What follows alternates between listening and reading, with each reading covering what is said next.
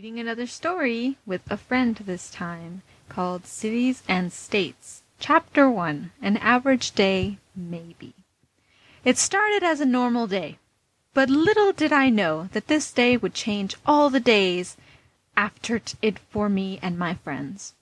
I went to school like any other day. Before I went to class, I looked in the mirror in the little girl's room. I looked in the mirror and saw my reflection staring back at me. I had raven black hair that went all the way to my upper back that was dyed with blonde streaks with pink bangs. Today, my eyes were blue because I was happy. My eyes change colors according to my mood. If I am happy, they are blue. If I am depressed, they are gray. If I am mad, they are red and fiery.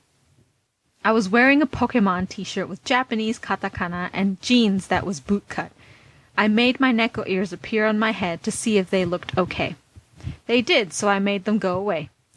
I don't know where I learned how to make them appear. It just sort of happened one day. I smiled at my reflection.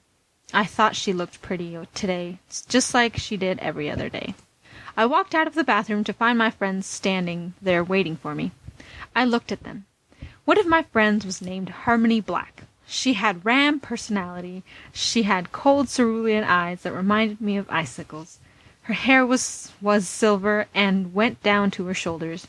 Today she was wearing a long-sleeved blue shirt with nothing on it and white jeans. She always dressed in things that covered her arms and legs, 'cause she said she gets cold easily. I secretly envied her cold beauty. My other friend was Allison Taylor. She had golden blonde hair that was dyed red on the ends and emerald green eyes that sparkled and stuff. Today she was wearing a t-shirt with the British flag on it. She was like obsessed with Britain. She was nice and she could tell you everything about the history of British and stuff. People called her a dork because she likes history so much.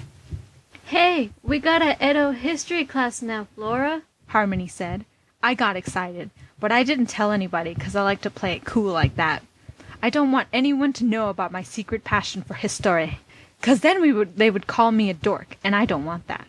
Allison isn't fazed by it, but I would be fazed if people started calling me that. My favorite country to learn about is Japan.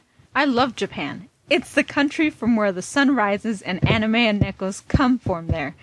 I wonder if I came from there and just came to America when I was little because my parents wanted to torture me with all these baka peel. All of me and my friends love anime. Our favorite anime is Hetalia. That's what got me and my friends interested in learning about history and cultures and stereotypes and stuff.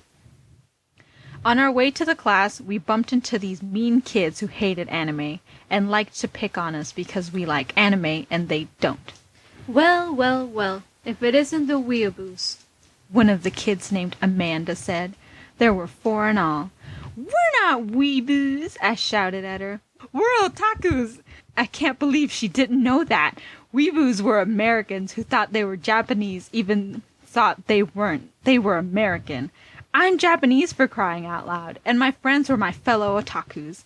They weren't Japanese like I was, but they still didn't act like weeaboos and stuff. Tomato potato, Another girl named Cecilia said. Anime is stupid anyway, so is Japan. She gave Sue a devious and defiant smirk of evil and confidence. We all gasped. Fifthly, tomatoes and potatoes were not the same thing. Not at all. Secondly, anime isn't stupid. It's awesome. Third, Japan is awesome too. She just ensluted an entire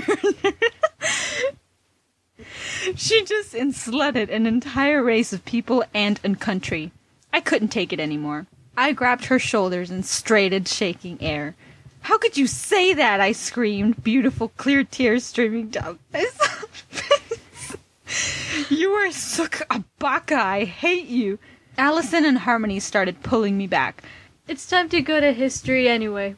Harmony had it. We left the mean kids back at the end of the hall and walked to history. I was still crying. No one understands. That almost sounded like sobbing. I sobbed. Why? Anime isn't that bad. Why does everyone at this school have to hate it except us? I cried even more while my friends patted my back. If only we could be transported to the anime world. No, the Hetalia world. I smiled and hoped that my wish would come true. Then we could be truly happy. My friends nodded in agreement. I had a hard time paying attention in history, even though we were learning about World War II, my favorite. I watched as Allison answered all the questions about England in World War II, and Harmony answered all the questions about America and Canada in World War II. I was going to answer the questions about Japan during World War II, but I was worried Cecilia and her posse would call me a loser or Rebu a goen. Those bacas.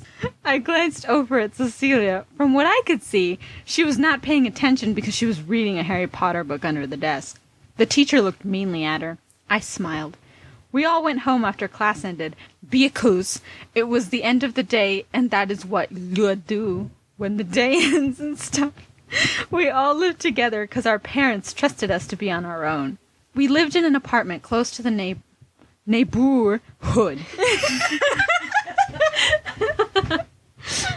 Where all of our parents live. Parnets. Oh, crap. Where all of our parnets live.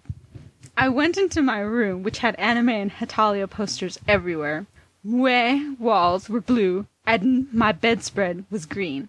I had a nightstand with a lamp on it, with stars on it next to my bed. I sighed and laid on my bed.